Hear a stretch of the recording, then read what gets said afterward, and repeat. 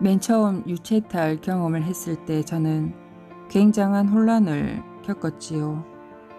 지금 우리가 살고 있는 이 세계와 유체이탈 중에 체험하는 여러 다양한 심령이지 차원의 세계들 가운데 과연 어느 것이 실제의 세계인지를 분간할 수가 없었거든요.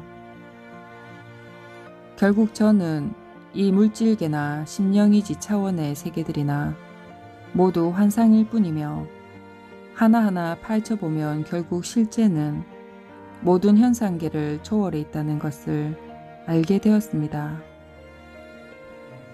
고차원이지계는 관념의 세계, 원형의 세계, 모든 현상의 세계의 근원이 되는 원인과 법칙의 세계입니다. 아카샤 레코드는 현상계의 본성을 파동으로 소리가 음반 위에 기록되듯이 물질 우주 속의 모든 현상과 사건들을 시공을 초월하여 고스란히 아카샤라는 매질 위에 기록됩니다.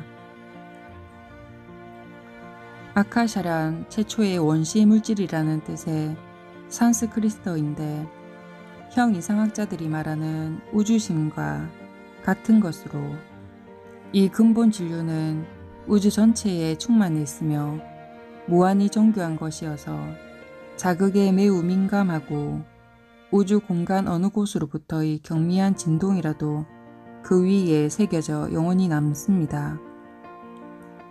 아카샤 레코드는 범우주적 슈퍼컴퓨터입니다. 하나의 원자도 온 우주에 관한 정보를 간직하고 있습니다. 하나의 원자에 집중하여 아득히 먼 과거에 일어난 일에 대한 정보를 알아낼 수도 있습니다. 그것은 마치 학자가 어떤 특별한 주제에 관해 조사해 보기 위해 도서관에 들어가는 것처럼 아카샤의 기록 속으로 들어가면 되는 것입니다. 그러나 신비가는 그 학자처럼 조사하고자 하는 주제에 대한 예비지식이 있어야만 합니다. 그렇지 않으면 그는 아무런 정보도 얻어낼 수가 없습니다. 모든 인간은 초능력을 행할 잠재적인 가능성을 가지고 있습니다. 사람이 방사하는 모든 느낌이나 생각이 모두 산염체입니다. 무의식적으로 만드는 욕망, 생각, 산염체가 있고 의식적으로 만들어지는 생각, 욕망, 염체가 있습니다. 생각과 욕망의 산염체는 더 영향력 있고 오래 남아있으며 그것이 만들어졌던 소기의 사명을 빨리 완수합니다.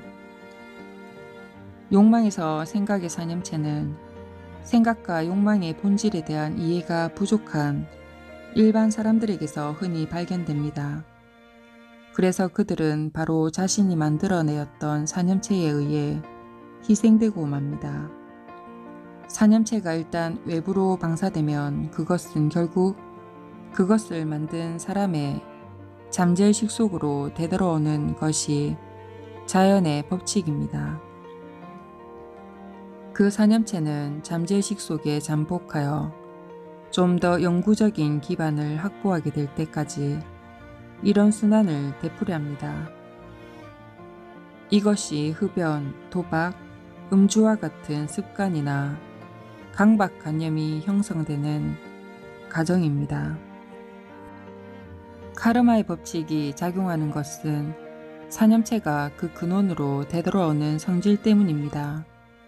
산염체는 이지계, 심령계, 그리고 물질계의 에테르로 만들어집니다. 비밀금고 속에 어마어마한 보물을 숨겨둔 부자가 기억상실증에 걸려 모든 기억이 사라졌습니다. 금고 속의 보물은 그의 마음 밖에 있는 대상이라 더 이상 아무런 가치도 없습니다. 그렇다면 사물의 가치의 진정한 근원은 어디에 있습니까? 이 3차원의 세계에서는 우리의 마음속에 어떤 가치를 지니지 않는 것은 아무것도 어떤 것도 결코 가치를 지닐 수가 없습니다. 우리의 마음속에서 가치를 지닌 것이 우리의 외부에 있는 어떤 것에다 가치를 부여하는 것입니다. 흥미가 없다는 것은 외부의 대상이 우리 마음속에서 대응되는 무엇을 가지지 못할 때 그것은 가치를 지니지 못합니다. 그러니까 모든 사물에 대한 가치는 대상으로부터 옵니까? 우리 내부로부터 오는 것입니까? 우리의 마음자리에서부터 오는 것입니다. 증오와 시기가 뱀처럼 보이는 것은 그것이 우리의 문화권 속에서는 그러한 상관관계를 맺고 있기 때문이지요. 악습과 사념을 떨쳐버리는 것은 그런 사념체와 대적하지 않는 것입니다. 그 힘을 중화시키는 길은 그것을 무시해버리는 것입니다. 정치적인 다툼에 말려들지 않기 위해선 그에 대한 생각을 일체하지 않는 것이지요. 무관심은 사념체로 하여금 힘을 잃게 하여서 결국은 중화시켜 버립니다. 그것들은 해체되어 버리거나 에테르의 공간을 떠다니다가 다른 사람에게로 갑니다. 우리가 자비로운 사념체를 발생시키면 누군가 비슷한 마음의 파동을 가지게 될 때 그에게 가서 도움을 주게 됩니다. 우리가 적으로 생각하고 있는 사람들이 사실은 무지 때문에 고통받고 있는 사람들입니다. 우리가 잠들었다고 할 때 잠자고 있는 것은 다만 우리의 육신뿐인 것입니다. 자의식을 가진 인격체인 우리는 여전히 관념적 생각과 감정이라는 형태로 마음을 사용하고 있는 것입니다. 한 가지 덧붙일 것은 사람은 깨어서 일상생활 속에 빠져 있을 때보다 잠잘 때에 자신이 만든 사념체의 영향을 받기가 더욱 쉽다는 것입니다. 사념체가 만들어지면 그것은 그것을 만들어낸 사람의 성격을 담습니다. 만일 그가 어떤 사람을 미워한다면 그 사념체도 그를 공격합니다. 마찬가지로 누군가가 사념체를 만든 사람에 대해 좋지 않은 생각이나 감정을 품고 있으면 사념체는 그를 공격합니다.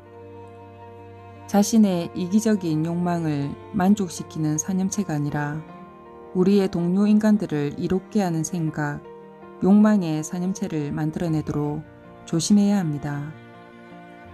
너희가 베푼 한 잔의 물도 결국은 너희에게로 돌아오리라. 어떤 자비를 베풀든지 은밀히 베풀어야만 합니다. 진리는 항상 말로써 대답할 수 있는 것은 아닙니다. 말과 논리로서 대답할 수 없는 것이 너무나 많습니다.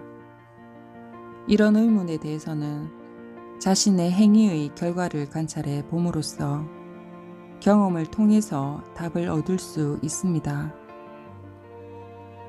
얼음은 그것을 물로 녹여줄 임계온도가 될 때까지는 얼음으로 남아 있습니다. 물은 또 증기의 형태로 변화시켜줄 임계온도에 다다를 때까지 액체로 남아 있습니다. 이것은 수행에 있어서도 마찬가지입니다.